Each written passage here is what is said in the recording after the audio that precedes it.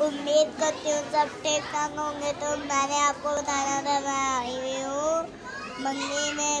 तो अभी मैं आपको भी दिखाती हूँ। अभी थोड़ी सी बातें कर लेते हैं। इतनी अच्छी डेकोरेशन, ये देखिए,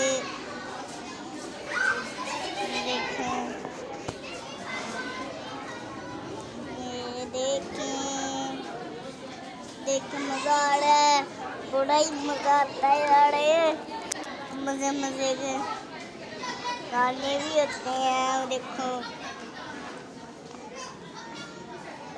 देखें, देख लिया आपने सबको। तो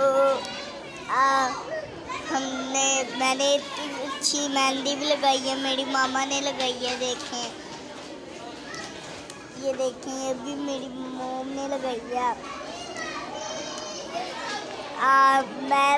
मैं जो ना रावलपिंडी है, उतनी दूर से हम लोग आए हैं लाहौर में से। ट्रेन में बैठ के, तो ट्रेन में मज़ा आता है, चीज़ भी खाते हैं, खाना भी खाते हैं वहाँ पे। इतना मज़ा आता है, हमने खूब इंजॉय करा। हमने सुबह हमने तो मढ़ी भी जाना है।